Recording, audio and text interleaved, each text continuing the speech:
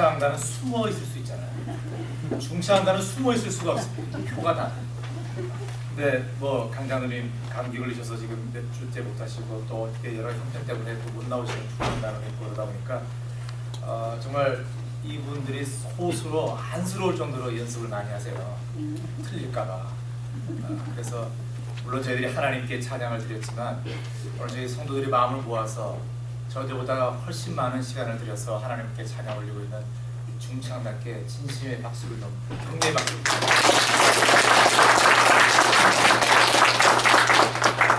복 받을 겁니다.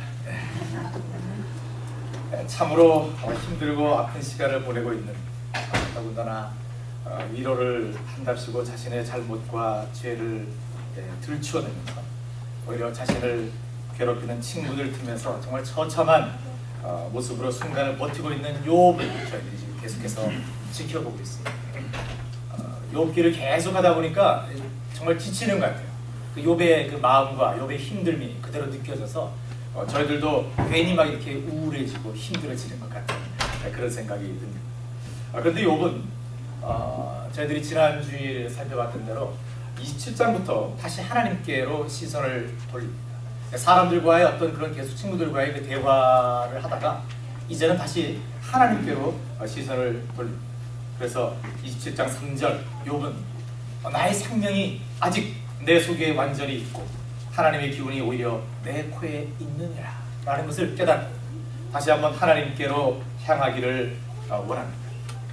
아직 하나님께서 자신을 버리지 않았고 하나님께서 지금도 나와 함께 하신다는 것을 감사하면서 기뻐했었습니다.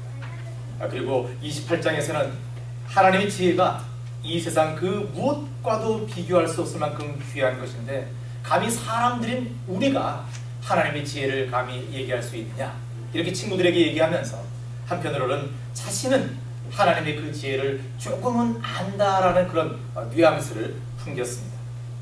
그리고 오늘 29장에서 갑자기 욥은 과거를 회상하기 시작합니다. 정말 하나님과의 관계뿐 아니라 자신의 모든 삶이 한창 잘 나갈 때 참으로 행복했고 기뻤던 과거의 시간과 그 장면들이 욥의 머리를 스치고 지나가면서 견딜 수 없는 그 그리움이 마음 깊은 곳에서 일어나고 있다는 것을 저희들은 관찰할 수 있습니다. 저희들이 이제 3자 입장에서 보더라도 마음이 정말 싸해지는 장면입니다. 사실 저희들 모두는 조금씩 그 정도의 차이가 있겠지만 과거에 대한 그리움이 다 있습니다. 특히 이 낯선 미국 땅까지 와서 힘든 이민 생활을 경험하고 계신 여러분과 저희들 대부분 과거의 한 시대, 대개는 뭐 잘 나갔던 시대겠죠. 과거에 불행했던 시대를 회상하시는 분들은 많지 않지 않습니까? 좋았던 시절, 정말 적나라하게 표현해서 자신들이 무슨 일을 해도 사람들이 인정해주고 대외적으로도 부족함이 없는 그런 삶을 살았을 때의 그 순간을 몇 번이나 곱씹으며 만나는 사람들마다 그 얘기를 들려주면서 그 시절을 그리워하는 분들이 의외로 많습니다. 그래서 친구들끼리 앉아서 또 그 얘기를 시작하면 야, 몇 번째냐 뭐 이런 얘기를 할 때가 있다는 거예요. 저도 가끔 우리 아이들과 한번 얘기를 하면 아빠도 몇 번째인데 그런 얘기를 해요. 제가 대외적으로 참으려고 애를 쓰지만 아이들 앞에서도 그런 실수를 할 때가 많습니다. 누구나 그렇습니다.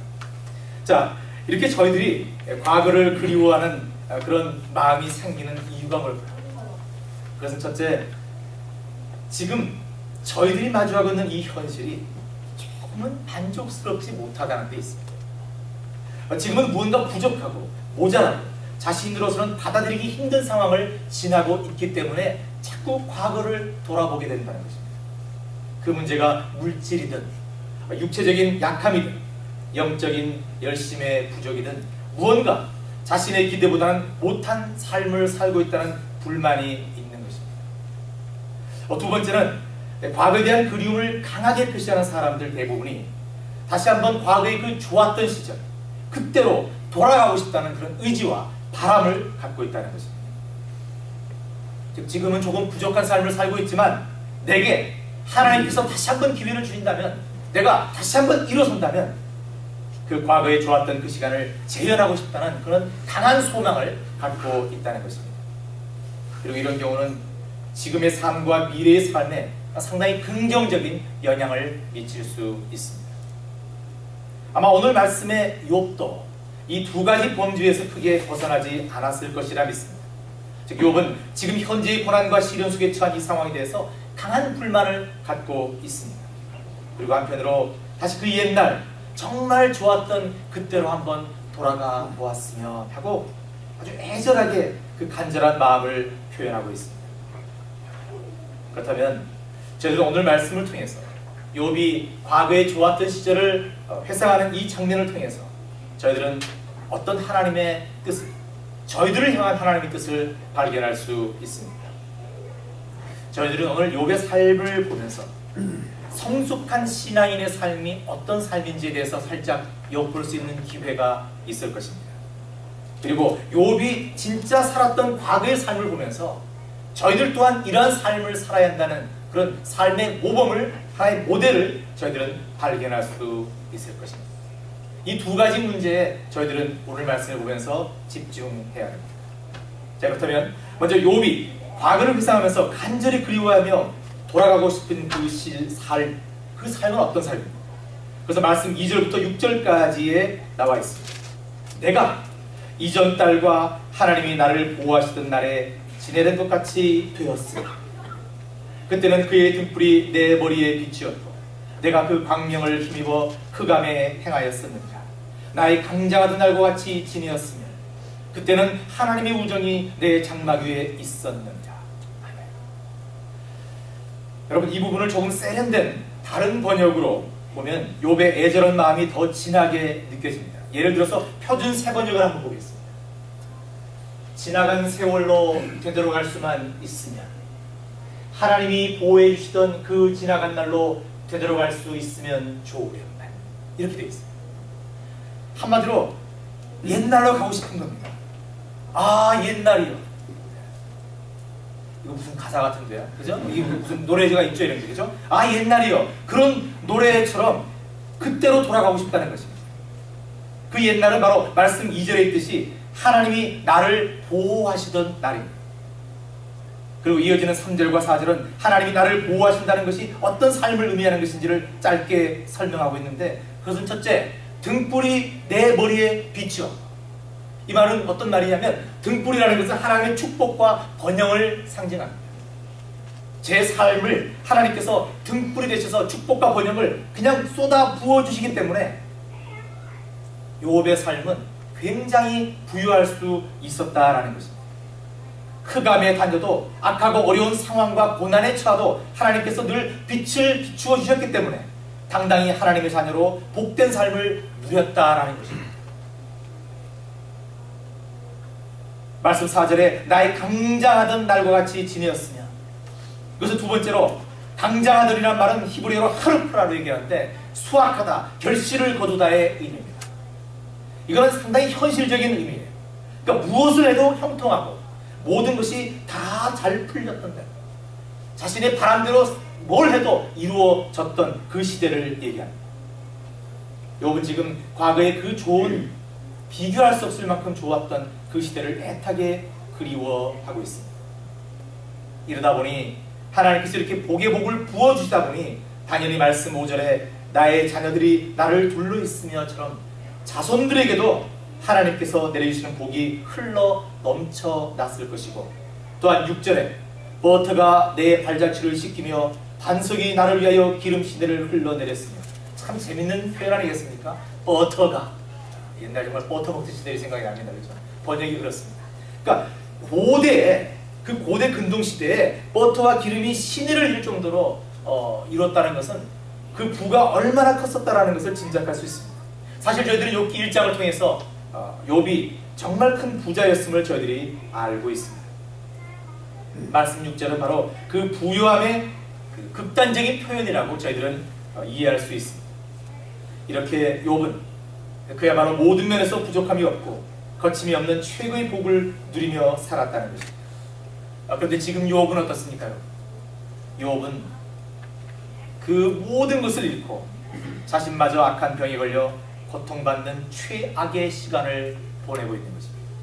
그러니 당연히 욥의 과거를 향한 그리움이 클 수밖에 없었을 것입니다. 그런데 바로 이 장면에서 욥이 좋았던 옛날을 회상하는 모습에서 저희들이 놓치지 말아야 할 것이 있습니다.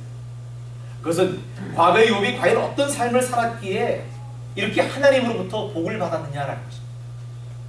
욥이 이렇게 잘 살았다는데, 이렇게 좋았다는데 욥이 어떻게 살았길래 하나님께서 이렇게 복을 부어주셨느냐 하는 것입니다.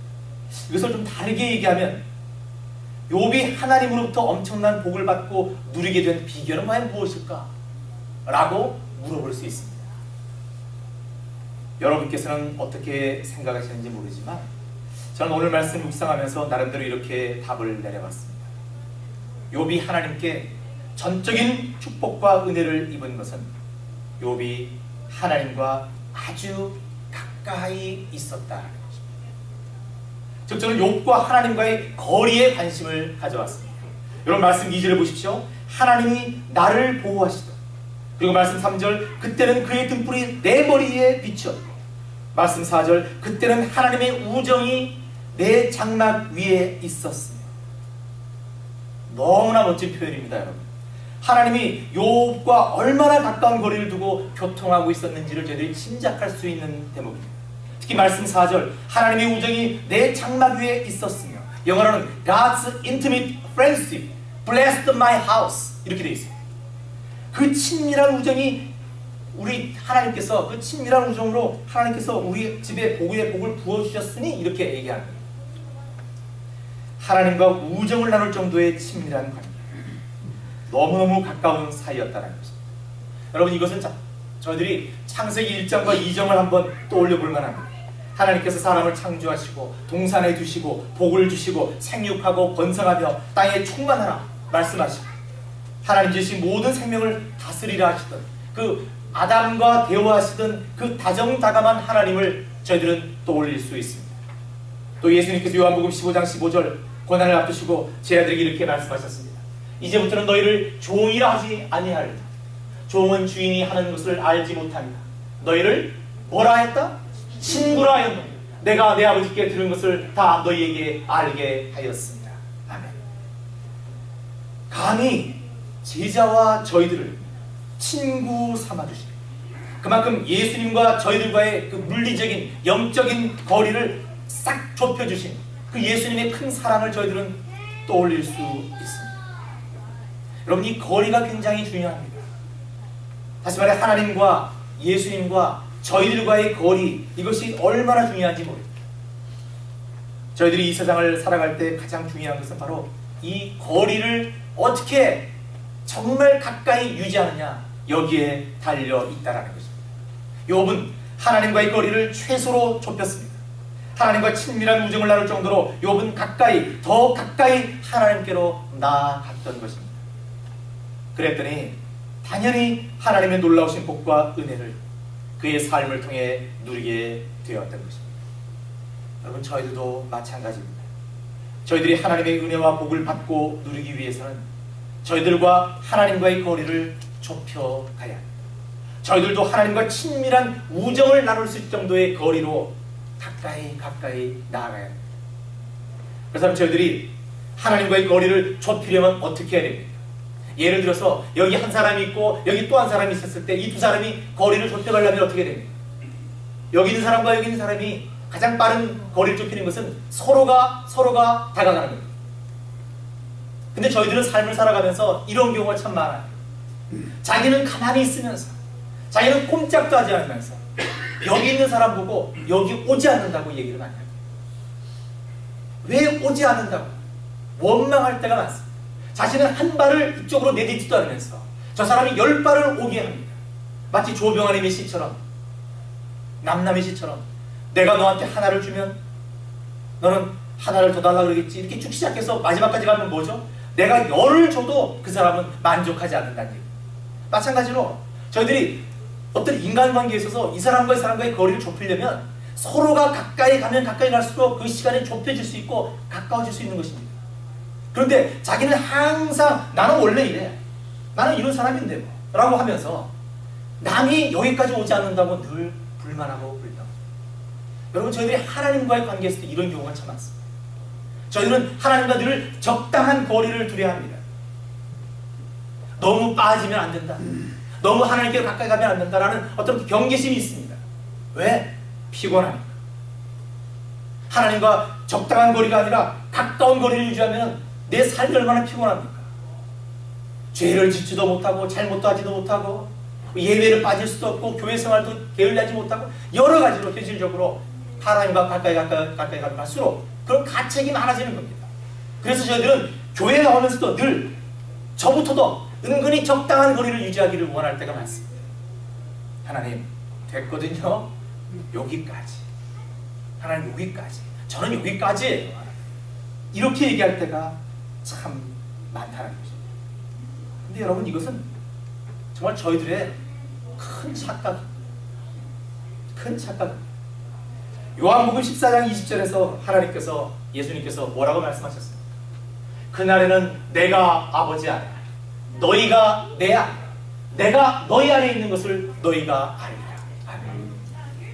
여러분, 저희들은 이미 하나님과 예수님과 거리가 없는 삶입니다. 성령 하나님께서 이미 저희들 안에 거하십니다. 그렇기 때문에 어떤 물리적인 거리가 없습니다. 그런데도 왜 이런 거리를 저희들은 느끼고 살아갑니까? 문제는 바로 저희들이 이 안에 계신 성령 하나님까지도 밀어내며 저희들의 이기적인 욕심과 저희들의 이기적인 편안을 쫓아간다는 것입니다.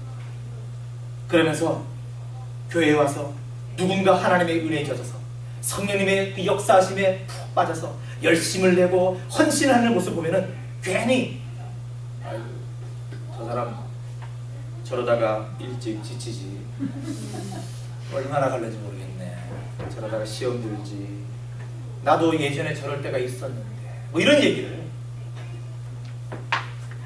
그런 성도를 보면 저희들은 하나님 저분 끝까지 갈 수 있도록 기도해 주죠. 그게 저희들의 도움이죠. 그걸 보고 적당해야 되는데 좀 심하다, 이거는 교회 공동체에서 있을 수 없는 거 아니겠습니까? 그런데 실제적으로 이런 경우가 많다. 그래서 힘 빠지게 하는 경우가 많습니다. 그러면서도 그렇게 얘기하는 것이 내가 신앙생활을 오래 해봤더니 그렇다라고 자신의 현명함을 내세우는 그런 것으로 착각하는 경우가 많아요. 안에 계신 성령님을 스스로 자꾸 밀어내려 하면서 저희들은 하나님께 또 나아와서 저희들의 실제적인 문제와 그런 또 어려움을 호소합니다. 저희들은 하나님을 자꾸 뒤로 하면서 하나님 이거 해주세요 저거 해주세요라고 또 간구합니다. 여러분, 이것은 틀렸습니다. 하나님이 이미 저희들 안에 계신데 저희들이 저희 자신들을 쳐서 저희들을 더 죽여서 더욱 하나님과 물리적인 영적인 거리를 가까이 해야 합니다. 이것이 저희들이 하나님의 자녀가 행해야 할 도리입니다. 왜 그렇습니까? 왜 하나님께서 저희들 안에 거하십니까? 그것은 저희들이 태어난 목적과 관계됩니다. 하나님께서 저희들을 왜 지으셨습니까? 왜 이 땅에 오게 하셨습니까? 그것은 여러분 저희들 잘 먹고 잘 살기 위해서? 아닙니다. 그건 절대 하나님의 목적이 아닙니다. 그건 뭡니까? 하나님의 영광을 저희들을 통해서 나타내게 하기 위해서입니다. 아멘? 이것을 저희들이 잊으면 안 됩니다. 그런데 저희들이 너무 악하고 저희들이 너무 이기적이고 저희들이 편안과 즐거움을 쫓아가려는 그런 약한 존재이기 때문에 하나님께서 아예 저희들 안에 거하시는 것입니다. 하나님이 저희들 안에 거하시면서 하나님의 영광을 드러내시는 것입니다. 여러분, 이것을 잊으면 안 됩니다. 그러기에 저희들이 하나님과 가까이 가면 갈수록 저희들 모습에서 저희들 삶에서 하나님의 영광이 더 크게 드러나고 더불어서 욥이 받았던 그 축복과 은혜가 역시 저희들 안에 임하게 된다는 것입니다. 많은 분들이 자신은 하나님께로 가지 않으면서 염치 좋게 하나님께서 주시는 복만을 사모하고 이를 위해 기도하고 있는 모습들을 봅니다. 이것은 아닙니다. 오늘 저희들 모두 한 가지를 마음속에 간직하십시오. 하나님과 동행하는 삶이라는 것은 내가 하나님께로 더 가까이 나아가는 삶입니다. 하나님께 은혜와 복을 받는 삶이라는 것은 내가 하나님께로 더 가까이 가는 삶이라는 것입니다. 결국 하나님을 향한 저희들의 결단과 의지에 따라서 저희들의 삶이 토럴리 달라질 수 있다. 그것을 저희들이 믿는 것입니다. 여러분, 힘듦이 있습니까? 어려움이 있습니까? 이때가 하나님께로 나아가야 할 때입니다. 이때가 바로 내 자신을 죽여야 할 때입니다. 그리하여 하나님의 영광이 저희들을 통하여 나타나게 할 때입니다. 예수사랑교회 이제 해를 넘기는 그때가 되어갑니다. 다시 새로운 한 해를 계획하고 준비하고 하나님께서 어떻게 역사하실지를 기도해야 될 때입니다. 이럴 때일수록 저희들의 자신의 모습은 저희들이 교회의 어떤 문제나 그런 것들은 다 하나님께 맡기고 하나님께서 이 교회를 역사하실 수 있도록 성령 하나님께서 이 교회를 끌어가실 수 있도록 저희들의 생각과 저희들의 의지와 저희들의 못남을 자꾸 죽여가는 것입니다. 그렇게 할 때 정말 예수사랑교회는 하나님께서 이끌어 가시고 당연히 예수라는 교회에 놀라운 은혜와 복이 차고 넘칠 것입니다. 이제 말씀 7절부터 13절까지를 보십시오. 욥이 잘 나가던 때 하나님의 은혜를 입었을 때 누렸던 또 다른 복이라 할 수 있는, 즉 욥의 주위 사람들이 욥을 어떻게 평가했는지에 대한 이야기가 이어지고 있습니다. 한마디로 욥의 자랑입니다. 나는 이랬었다. 요약하면은 욥이 잘 살았을 때는, 그때는 소년들은 숨고 노인들은 일어나서 서고 방백들은 손을 가리고 혀가 천정이 붙었다니까 말도 안 했다는 거죠. 겸손을 표하고 귀인들은 아무 소리도 못하고 입을 다물었다는 거죠. 빈민과 고아와 망하게 된 자와 과부들도 욥을 축복하고 기뻐했다는 것입니다. 다시 말해서 욥의 인기는 지금으로 얘기한다면 하늘을 찌를 정도였다는 거죠. 어떤 특정한 연령대나 특정한 계급 쪽에서 지지를 받는 것이 아니라, 여러분 요즘 선거철인데 남녀노소를 물러라, 남녀노소를 물어라, 모든 사람들이 욥을 지지했다는 거예요. 거리에 딱 나가면 누군가 사람들이 욥 그러면서 그렇게 환송했을 수도 있다. 그만큼 확실한 인기를 갖고 있었고 그만한 존경을 받았다라는 것입니다. 자랑할 만한 큰 복임에 틀림없습니다. 그런데 사실 저희들이 이 말씀에서 또 다른 각도에서 눈여겨봐야 할 것은, 말씀 7절에서 13절까지의 사람들의 그 멋진 평가가 아니라 말씀 14절부터 17절까지의 욥의 삶. 내가 의로 옷을 삼아 입었으며 나의 공의는 도포와 멸류관 같았느니라. 나는 소경의 눈도 되고 절뚝발이의 발도 되고 빈궁한 자의 아비도 되며 생수한 자의 일을 사실하여 주었으며 불의한 자의 어금니를 꺾고 그 이사이에서 겁탈한 물건을 빼어내었습니다. 지금 욥은 자신이 잘 살았을 때 어떻게 살았는지의 자신의 삶을 고백하고 있습니다. 저희들은 이 말씀에 관심을 가져야 됩니다. 왜? 앞서 잠깐 살펴본 욥에 대한 사람들의 그 좋은 평가와 그 인기는 바로 14절에서 17절까지의 욥의 이러한 아름다운 행위가 있었기에 가능했다는 것입니다. 욥의 이러한 선한 행위는 역시 오늘을 사는 저희들에게 참으로 많은 도전이 됩니다. 다시 말해서 욥의 이 행위들이 곧 그리스도인인 저희들이 행해야 될 행위라는 것입니다. 교회가 감당해야 할 사역이라는 것입니다. 저희 교회는 의로운 삶, 공의로운 삶을 살아가야 합니다. 그리고 앞 못 보는 자나 걷지 못하는 자의 눈이 되어주기도 하고 발이 되어주기도 해야 합니다. 억울하게 어려움을 겪고 있는 사람들이나 가난한 자를 당연히 돌봐야 합니다. 여러분, 이것이 곧 예수님께서 이 땅에 오셔서 저희들에게 모범으로 보여주신 사역이고 또 저희들에게 위임하신 사역임에 틀림없기 때문에 참 어렵고 감당하기 힘든 도전에 알릴 수 없습니다.